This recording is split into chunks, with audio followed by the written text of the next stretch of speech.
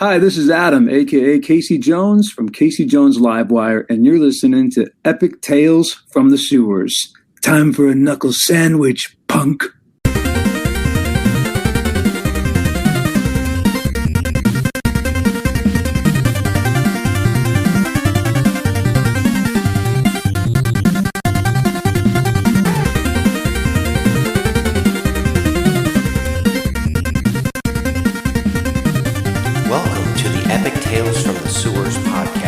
Strap into the party wagon and hold on to your pizza.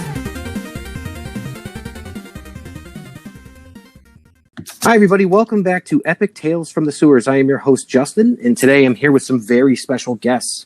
So my guests today are Chaz and Adam. They are the production team behind the new short film, Casey Jones Livewire. How you doing, guys? Great. Thanks for having us. Yeah, we're short one man. We got Steve Chesworth, who's not with us right now, but we're going to rep him good. And he's somewhere eating pizza, I imagine, right? Oh, definitely. That's right. Yeah. What's on his pizza, Chaz? What's a Steve pizza? Ooh, it might be barbecue.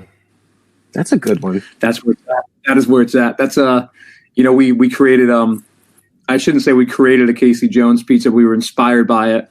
Back of the action figure as well on the card, and Casey Jones definitely eats barbecue pizza, at least in our lore. Oh, definitely. Yep. I could see that. Absolutely. That's and he probably likes the crust burnt to a crisp or something weird.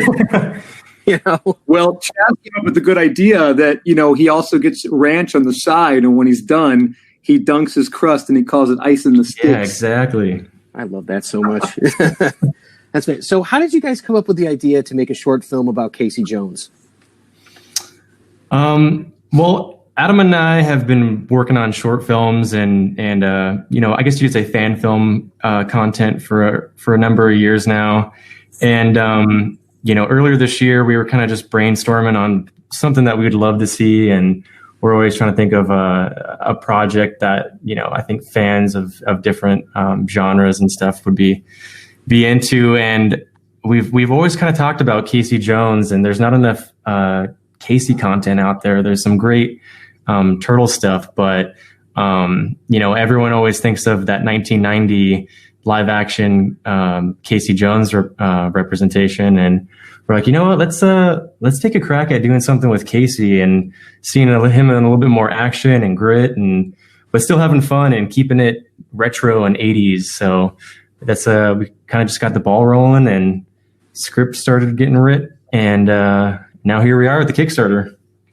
Now, do you have any moments from the comics that you guys have particularly identified with or pulled from?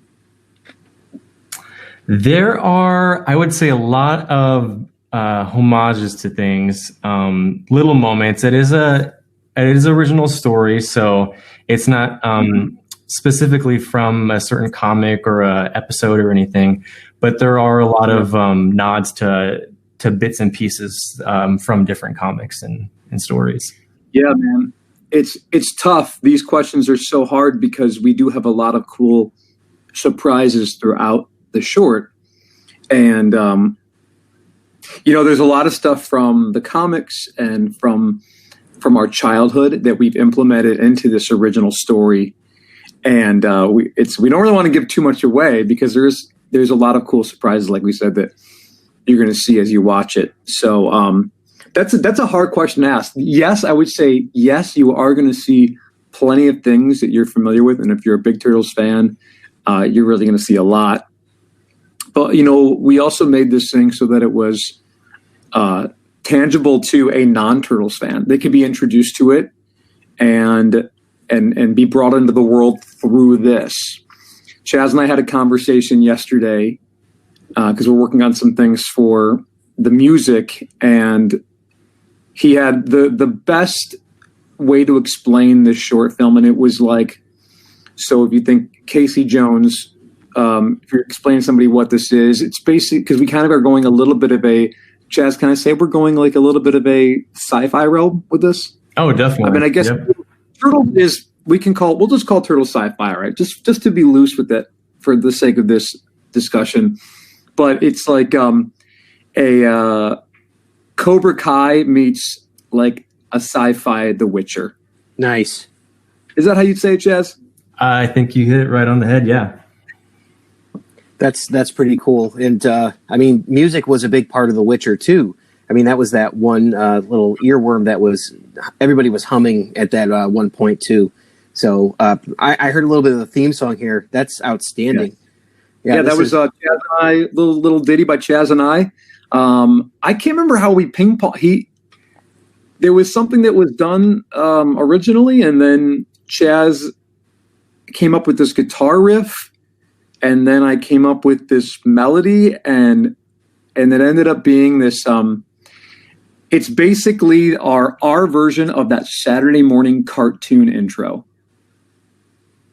Exactly. Yeah, we wanted to keep it catchy and feel like you're transported back into the 80s and watching that episode of your favorite Turtles, and but still kind of making it feel almost like a rock song and a little bit modern. So we wanted to make something catchy, and I think a lot of the soundtrack, I think people are, if they're interested and they like that theme song, the soundtrack is going to be, I think, really enjoyed by people.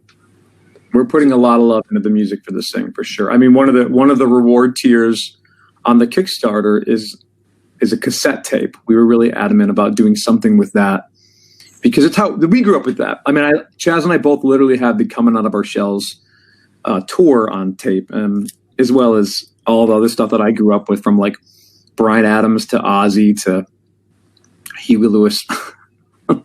Oh, yeah. Hey, Sports is a great album. I stand by that. Oh, thank you for saying that.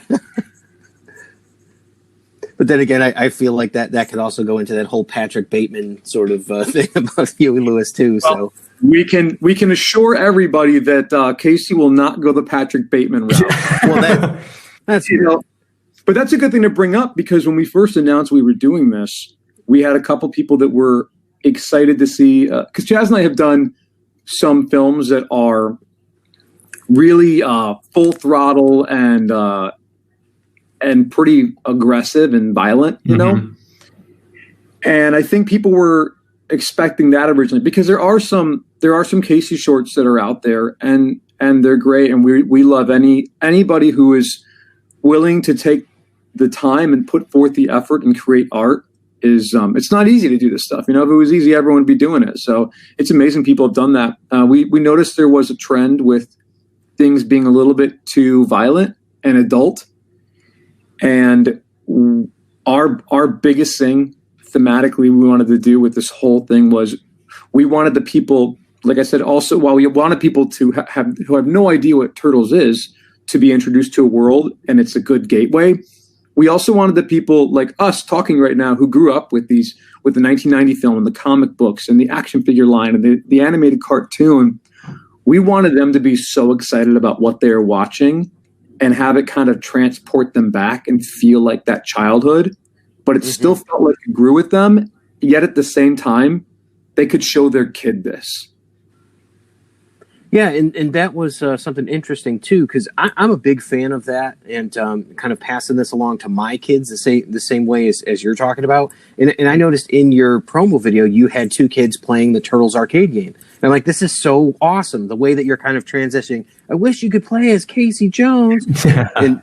and man, I was looking at those kids and I'm like, that brought me right back to the summer of 1989. And I'm like, after that, they're going to see Batman at the drive-in. The way they were dressed and all that. I'm like, that was classic. So I guess you had to be there, guys. But, it did. It really, you did a good job of pinpointing 80s fashion towards the latter part. Yeah. Oh, yeah. Well, that was our childhood. We're definitely children of the 80s and 90s. And, Chaz and I had discussed, he wanted to make a pitch video, while having a normal pitch video about what we wanted to do and explain the project. The idea of having maybe like a little fake trailer in the tune of a, that pizza rolls commercial vibe you would see in the 90s. Those crazy commercials, Chaz came up with this really fun script for these kids, and they were great, man. Neither one of them actually have acting experience, but we liked their energy, and they were really genuine, and they were just living for that moment. And actually, the girl in that, she's wearing my original Cyclops X-Men hat from when I was nice. I was like, don't you lose that hat. And then and I called Mom, like, hey, I got to get my hat back from her. That thing since like 4th grade. But they were great. Yeah, that's really cool. And it looks like I was just looking. I saw 3 actors, including yourself, in here, and one was Callie Libby, and the other was Kai. So, how many actors are you going to have in? Well, so that one looks like Callie, pronounced Kaylee. Kaylee, okay. Kaylee Libby, she'll be playing April O'Neil, and Kai will be our lead foot soldier, as well as a few other fun roles. And as far as I'm going to hand this over to you, Chaz, because I'm not sure how much we can say here. Yeah. With Kai, like he kind of mentioned, he is a lead foot ninja, and there's some fun moments where I think you're going to see more of him beyond that. But Casey is going to definitely have his handful of people he's going to churn through. So we've got a really, really great stunt crew that we're assembling and putting together for some ensemble fight scenes, as well as some bigger moments towards the end of the film. So Casey, April, and the lead foot ninja, those will be kind of the big points of it, but there's going to be a couple other actors and characters throughout it. And definitely some surprises that I don't know when we're going to announce them. Some of them we might not. We'll let everyone experience it as they view it. One of the other ones we have announced, and it's just a small little nod moment to fans, and a character that maybe will keep having a life from here on out. But we will have our new version of Vern, and this is what. Oh my God, yeah. That's great. Yeah, you can't have April without Vern. April. yeah, it's going to be great. But yeah, I'll turn this over to you again. There's so much more I want to say, but I'll save it in a second. That's a huge one right there. I don't know if you guys know this, but on like the collector's market for like action figures, the Vern and the Vern Thompson figures, they're huge and hard to find. They're like $500 a piece. Really? Vern? So yeah, like the Toon Turtles and all that, like mint on card and all that. So I used to have that. Yeah. So he has his own life too, and I mean, most recently in the Michael Bay movie, you had Lego Batman himself, Will Arnett, playing him. So he's not true. He's not an irrelevant character. He's not. He was. There was life for Vern. What's that? I said there is life for Vern. There is a demand. Yeah. Well, give me more Vern. Yeah, Vern Thompson or Vern. Not Thompson. Do you guys know Vern's last name? Oh, that's a good. You should. Yeah. I probably should too. So, I'm spacing on it, because we just talked about it. Vernon, what is it now? It'll come to me. I feel like I'm just a phony now because I can't even say the person Fenwick. The character. I think it's Fenwick. Yes. Fenwick. Yeah, I think you're right. Yeah. So we talked about pizza. We talked about pizza before. We talked about what Casey Jones's favorite pizza is. It's 1980s, maybe mid to late 80s. What's he listening to on his boombox? What's Casey going to be listening to? Def Leppard. Jazzy. Def Leppard. Nothing but Def Leppard. Yeah, Pyrotheria. Oh yeah, I could see that. Yeah, he definitely seems like a hairband sort of guy. I could absolutely tell that. Music, that's a good way. Yeah, the music really is a big piece of what has inspired a lot of the short film too. Just kind of capturing that '80s vibe and the hair metal scene, and I think that was something that we wanted to explore a little bit more in this short and really like lean into that aesthetic of just, being wild and all of that great music and guitar and really kind of having that be in the forefront. Yeah. And we even have and it's counterculture, like Casey is your counterculture anti-hero. He's like even his face mask resembles the Punisher, and I think that's part of how Eastman and Laird had him kind of in their sort of narrative as like, oh, he's the vigilante guy. And if the Turtles were supposed to be kind of like an offshoot of Daredevil, Casey could have been an offshoot of like the Punisher or something along those lines. I think you nailed it. Yeah, he is. There's something about, we love those anti-hero characters, and in this instance, being able to take that character and dive even deeper into them and make them something just relatable and just misunderstood about the character is fun, Yeah, because he's got his flaws, and that will be seen in the short as well. He's not he doesn't have it all figured out, and he thinks he does. He thinks he does, but he is in for an rude awakening. But that's kind of the part of the fun of him is he doesn't know what he doesn't know. So, and that kind of brings me to going in with this character, because Elias, who played him in the original 1990 movie, I mean, the bar is set so high for decades now, and it's just never. He will to me be my like definitive Casey Jones. So I'm not going in there trying to be that Casey Jones. I'm inspired by what he did, and I think this version of him. I know me personally. I'm kind of going in and combining paying homage to that character as well as like the cartoon version of him, and then giving it something new when what we've created for the script as well. So no one has to worry. I'm not trying to come in and replace him, because he is irreplaceable. And man, I'd love to meet him one day. I'd love for him to see this, actually.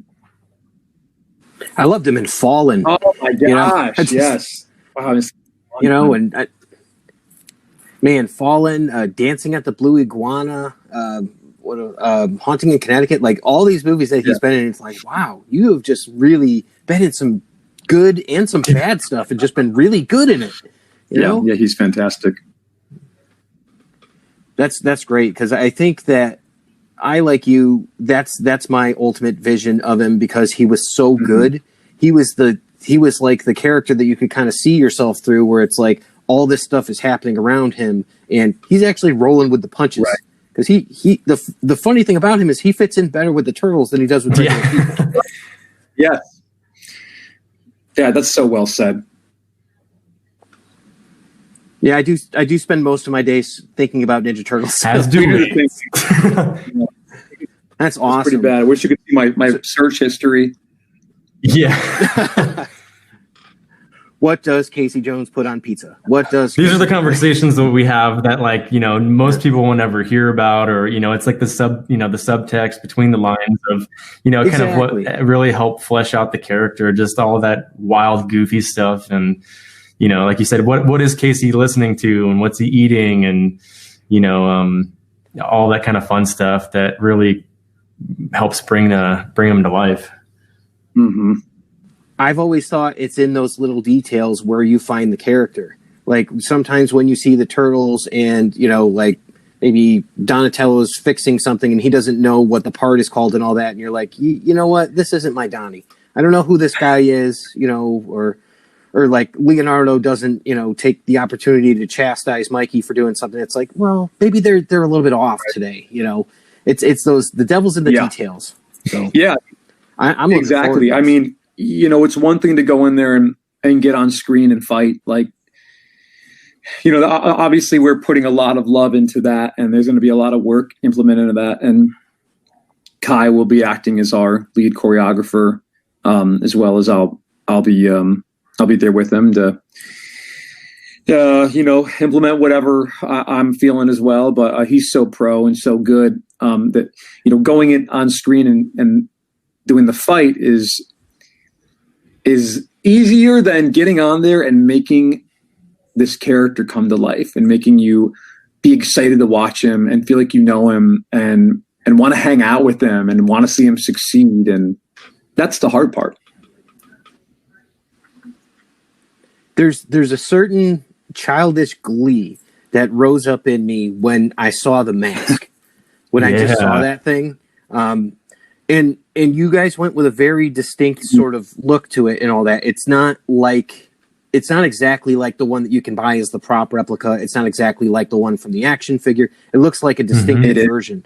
Is there any story behind how you got to this design? Yeah, that was one of the early talks. Was, if we're doing Casey, we got to do our Casey, and it's got to kind of like with the story and Casey himself, feel familiar but original and something a little bit fresh. So we kind of made a list of just some of the things we loved the most about that mask, and all the different versions.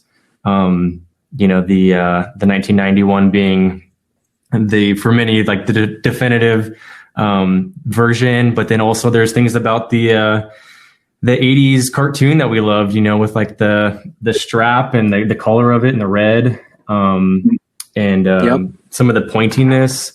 And so Steve, Adam, and I all worked together, and we did a couple versions and mocked up some different versions of the mask. And then once we were kind of settled and we loved it, I took a shot in the dark and reached out to Villainous Prop Shop, which, if you're not familiar with, is an amazing company that does replicas and original work for masks and all kinds of fandom. You can check out their. I think you see when you look up a Casey mask, isn't this correct, Chaz? It's their mask, right? Yeah, they have a great Casey mask from it's like the 2003 version, I think, from the cartoon. Okay. And it's great. I actually have a 3D printer myself and printed that just to kind of see what it looks like. And I knew immediately, I was like, these guys have experience with Casey masks, and they're one of the best in the business for creating masks. And so I reached out to Villainous Prop Shop, and they immediately got back to me, and we kind of got the ball rolling and started talking. And Adam and myself actually flew out to Philly. They're actually in King of Prussia, Pennsylvania, and we met up with the guys. Yeah, not Russia, King of Prussia. Is this where they live? Is this a country? Like, I think it's a county too, I think. It's beautiful, by the way. Holy cow. Yeah, so much green.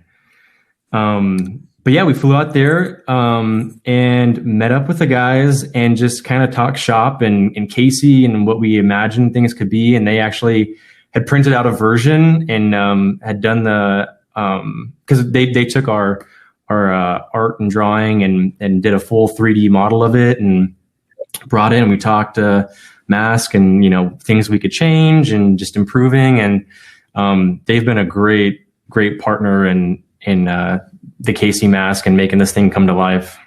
They're just really nice guys. I mean, truly, it's been amazing meeting these people they're excited and they're nerdy, and we love that. They're so nice. And that's where we're big believers in that, be nice. That's what we want. Yeah. So Adam, do you have any mask stories? Like, have you worn it out or anything like that? Or has it been a circumstance where you've showed someone the mask or anything like that? We've been playing it pretty close to the vest, I think. And it's hard to do too much. I guess I could wear it as, I was going to say, we can't do a lot with COVID restrictions. You can wear underneath it, I suppose. I could definitely just wear this out and about. I actually do have a mesh piece in front of the mouth hole anyways. So this thing's awesome. Free advertising.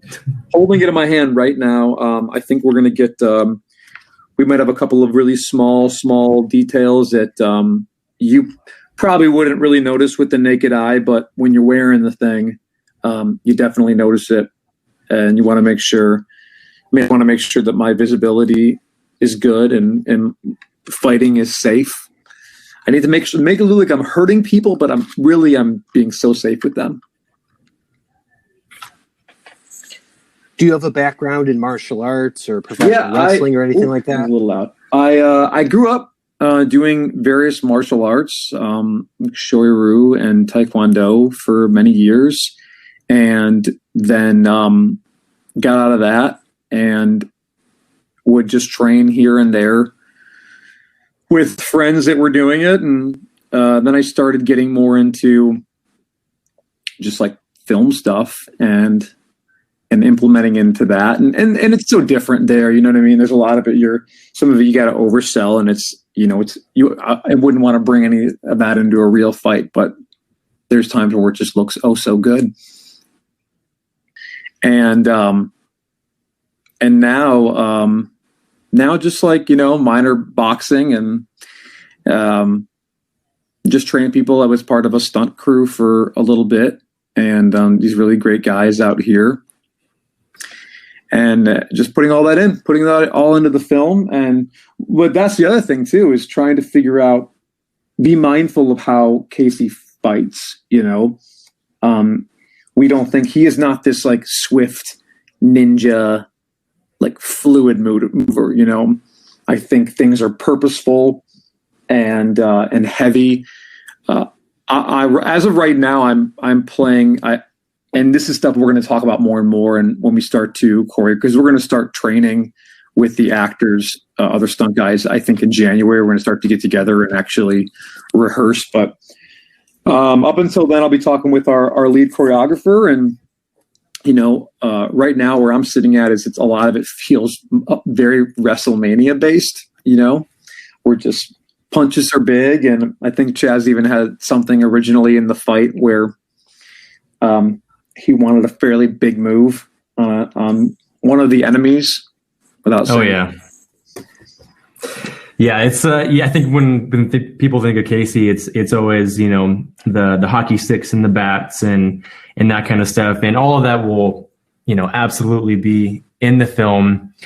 But at the same time, we were talking like, well, what does Casey do when he doesn't have a weapon? What is his punches and kicks and what kind of grabs is he doing, and what's he doing when he doesn't have something to use?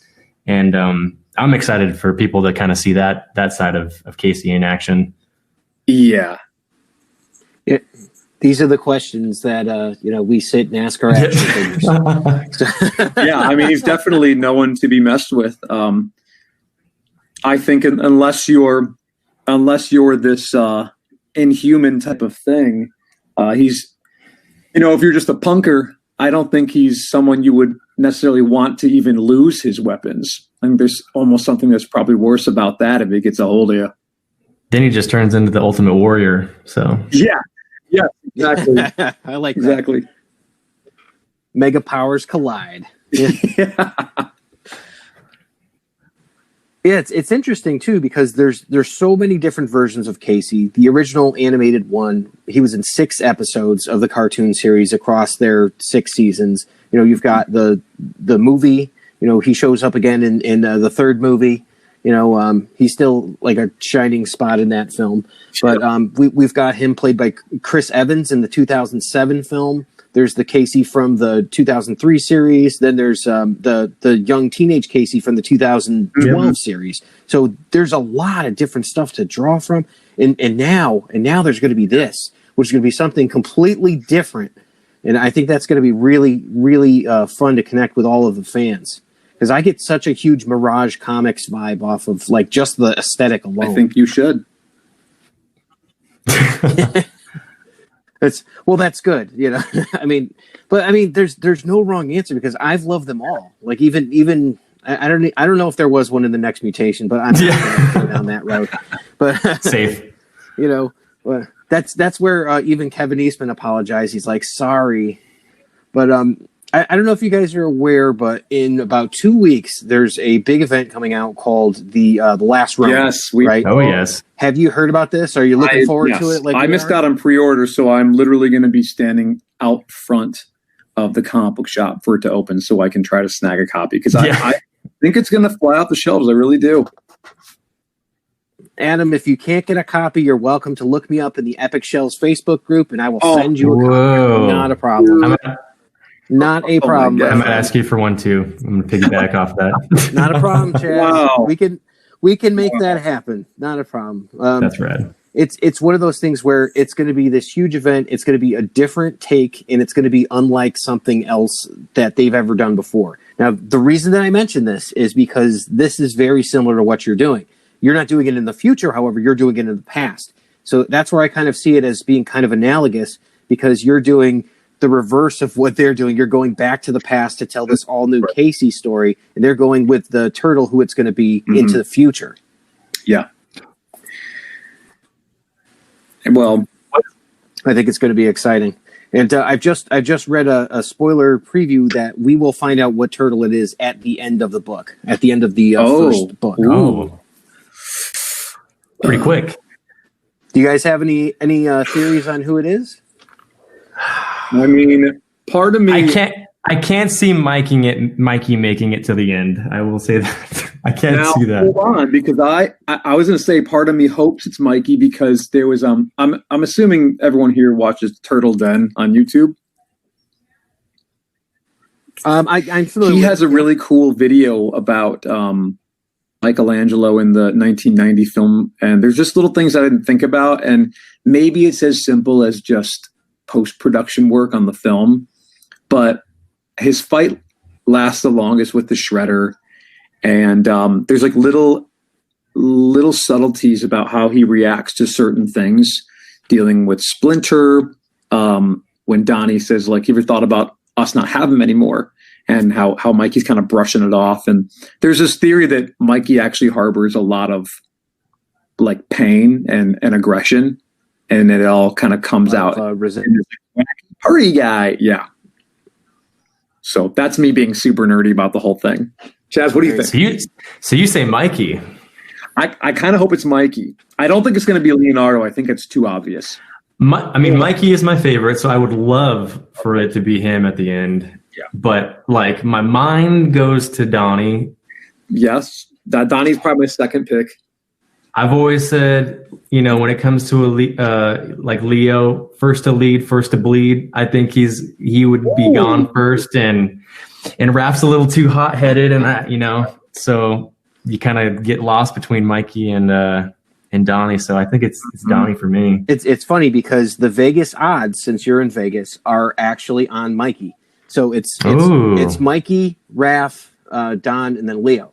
For the longest time, I think thematically it makes sense to do Mikey or Donnie, for them. I'm starting to get over to the camp where if it's Donatello, then he's going to understand how to do all this stuff in the future. He's going to understand how to hack a computer or a gate or something, or how to create an explosive throwing. That would make sense. So I'm starting to get over there, but anyway, I'm in. And we've just watched. There was a big thing called WonderCon maybe about a month ago where Kevin Eastman and Tom Waltz came on, and they said this is not going to be Jennica, so don't expect it to be a different turtle. It's one of the four. Gotcha. That makes me happy. I do want it to. I mean, they earned it. They've earned this excitement that has surrounded this new release. The one of the four have earned it. I would be bummed if it was a new turtle. Yeah, and I'm happy no matter what. I think that as long as they go in the direction that they've been going in for the comic, they can't lose because they have a high-powered team that's on this, and it's going to be fantastic. Yeah. Yeah, I'm excited for it to finally come out.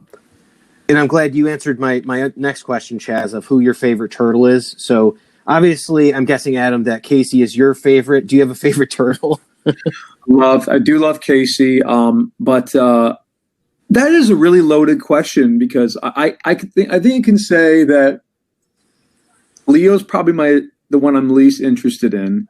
However, his Creature from the Black Lagoon Leo figure is one of my favorite. I do own that one. Awesome figure. He's one of my favorite figures. My favorite as a kid was Donatello, and however, I don't know how close I am to him. Dude, is it so lame of me that I don't really have? It's a hard question to answer. These are my adult problems, my friend. I think it can change. It can change. It doesn't have to be always set. It can be always set. Myself, yeah. I'm a Leonardo fanatic. I always have been. To me, as you say, he's not interesting. To me, he's the one, like those character traits that I always have aspired to have, but I'm least like him. Well, that's a good question too. I think because I always come back to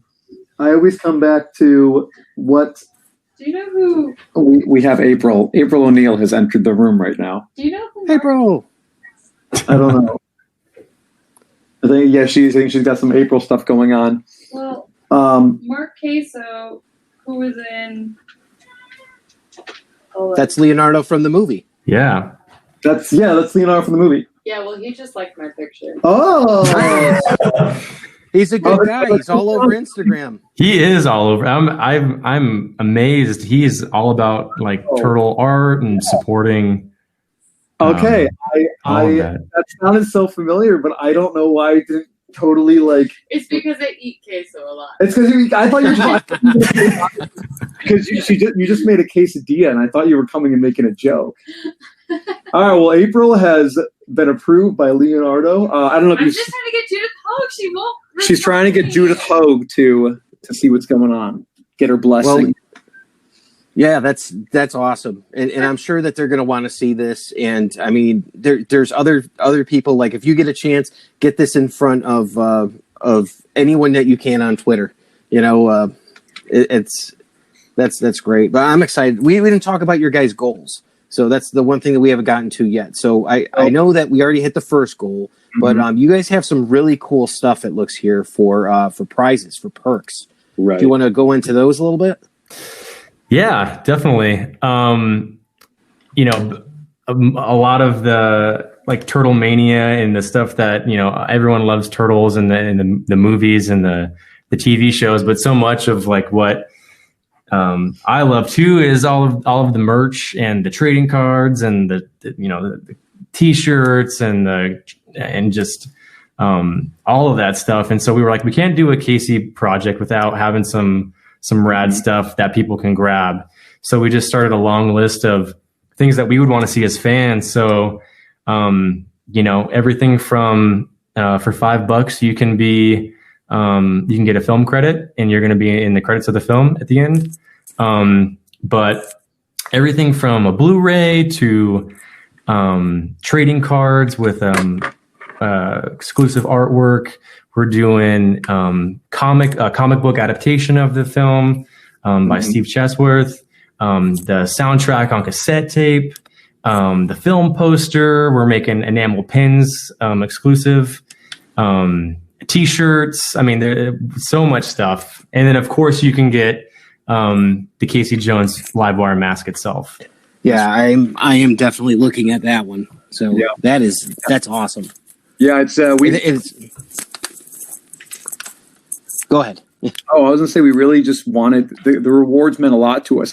Obviously, the film itself is something we really wanted to be doing, but we at the very least wanted people to be like, oh, well, shoot, I want the stuff. I want that stuff because I grew up with that stuff, and we talked about how the cassette tape was a good example where it's it's partially a product someone can have, but it's also a journey. It's a journey back to how you grew up, and while it's practical, you can load it up. You'll also be able to stream this as well. There's just something that is irreplaceable about something like a pack of trading cards you open up, or that stuff meant a lot to us to be able to do. And I really hope that people are even just as excited about something like that. I mean, we're not making this thing to make products, but I mean, we might as well. We grew up with that stuff, so might as well go for something that's really special to other people as well.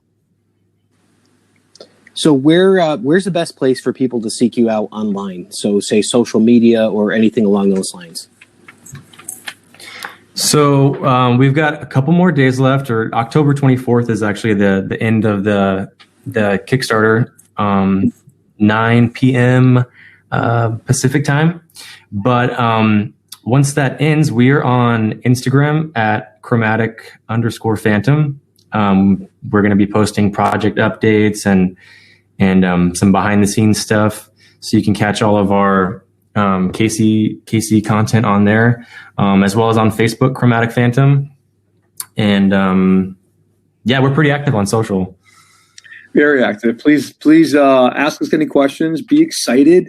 Talk about lore with us. We're all about it, and we're making this stuff out of nerdism. This whole thing honestly just sort of stumbled into being this big project. Originally, we're like, hey, you want to make a Casey film because we love it. And then we realized we can go bigger with it, and we can actually, try to have a higher production value. So we're all about it. We're genuine fans. That's great. I'm excited just from looking at everything here. I think you guys are going to do fantastic. Thank you. I can't wait to get my my Casey mask. So that means a lot. And it was great. I love that. And like you said, it's a small world. I love that you and I essentially have met before in life and didn't even realize it. Yeah. And Adam, what about your art, your website there? Yeah, you can follow stuff I do. Just type in Adam's Art Box. You can Google it. I'm the most responsible on Instagram. I'll be doing the cover for the comic book. Steve will be doing all of the amazing sequential stuff on the inside.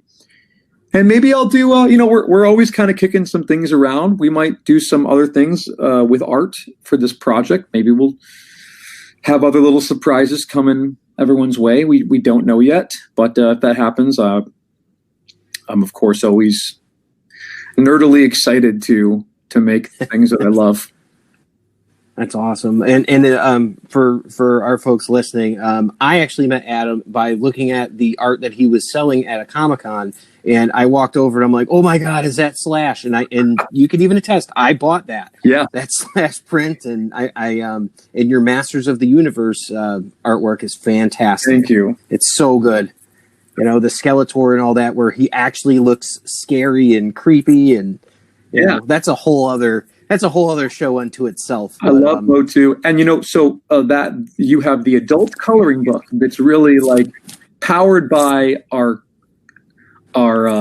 nostalgia inner kid is that whole coloring book. But the whole idea behind that was I wanted to make versions of these characters because, you have it and they look really cool and intense, and they're way more detailed, but they all follow the toy line.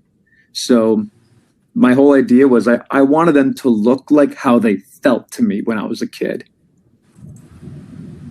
That's awesome. And I mean, I remember having characters like Stinkor and Mossman and all that. And, they were kind of lame. They were lame on the show, but then like the figures you had, I'm like, he was the best bad guy. So I appreciate the level of detail and nerdiness and geekiness and all that you guys have put into this. Just from what I've seen so far, I'm really looking forward to it. Yeah. And I want to thank you for being on the show. Absolutely. Appreciate it, man. Yeah, it means a lot. Thanks for taking the time. And say thanks to April as well, and I hope she enjoys her quesadilla. April she's real excited to do it. If you haven't checked out the picture of her on our social media, this is an April that won't be doing TV interviews. She's going to be right there with Casey throwing bows. That's probably the last cool thing we'd love to say is we had this discussion about how, because this is all taking place after that Casey's been, this story's kind of already happened over the next couple of years, and we talked about how would April not know? How would she not be trained in some way? She's hanging out with these guys all the time. She'd probably want to learn, and they'd probably want to teach her. She's with Casey. Like, she should be able to fight, and it should be genuine, and it should be an earned badassness. And so we're getting a smart April because that's who she is. But we're also getting this kick butt version of her too. That's great. And that'll be kind of a new version for fans to see that maybe they haven't seen. Exactly. That's great. Yeah. Well, again, thanks, guys. Thanks for coming on and doing this, and we'll get everybody to hopefully support Casey Jones Livewire. Thank you. Awesome. Appreciate it, Justin. Are we doing a cowabunga? All right. Cowabunga. Heck yeah. I made it funny. That's what middle-aged men sound You always like. got to wrap up with that. Yeah. Cowabunga, dudes! Thank you for listening to the Epic Tales from the Sewers podcast. The Teenage Mutant Ninja Turtles were created by Kevin Eastman and Peter Laird. This podcast has no affiliation with Eastman, Laird, IDW, Archie Comics, Nickelodeon Studios, or any other Turtle properties. This podcast is part of the Epic Sewers Podcast Network. Check out our other great shows, both turtle-related and not. Epic Tales from the Sewers is recorded by Justin Cooper, with featuring Andy Doyle.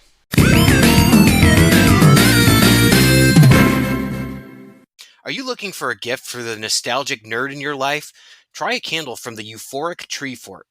Nostalgic novelty gifts for nerds. From birthdays to holidays, or just because, waft these smell-o-vision candles with fragrances from your favorite shows such as Bob's Burgers, Simpsons, Dr. Seuss, Rick and Morty, Futurama, Adventure Time, Harry Potter, James and the Giant Peach, The Nightmare Before Christmas, Coraline, The Rugrats, Steven Universe, My Hero Academia, Dragon Ball Z, One Punch Man, Pokemon, Death Note, and Fairly Odd Parents. These soy candles won't gunk up your walls because they're dye-free, cruelty-free, and soot-free. Also, free souvenirs in every order over $20 and free shipping on orders over $75.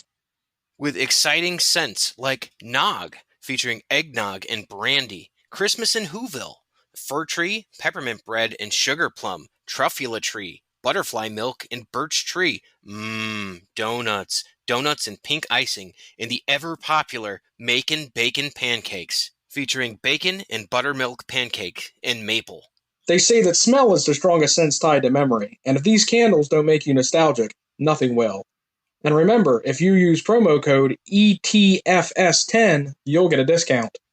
Check out the website, euphorictreefort.com, for smell-o-vision candles and nostalgic gifts. Don't forget to use our code. Hi, everyone. This is Justin from the Fantastic Podcast. It's a show all about fan experiences from the things that we love. So whether it's your favorite musician, your favorite actor, maybe it could be about your favorite sports team, or maybe just someone that you spent time with watching something that you loved when you were a kid. These are the kind of stories that we talk about. We usually do a couple stories, and it's a shorter podcast, so you can listen to it on lunch at work. So please check us out at the Fantastic Podcast. You can find us where most podcasts are found. You can also find us on social media. Thanks a lot, and check out the Fantastic Podcast. Everyone thinks because you're a zombie, you don't know good coffee. Well, they're wrong. We have very active lifestyles. It's not all wandering the countryside aimlessly or scaring passing motorists. And we all love a good cup of joe. And there's only one brew that gets my seal of approval. Deadly Grounds coffee is my guilty pleasure. Bold, robust, delicious. It's coffee that can wake the dead. With over a dozen different roasts and flavors, Deadly Grounds can satisfy the most finicky of coffee addicts. The aroma is so intoxicating. It brings all of my neighbors out of the woodwork. Deadly Grounds coffee. Coffee to die for, and zombie approved. It's good to get a little deadly.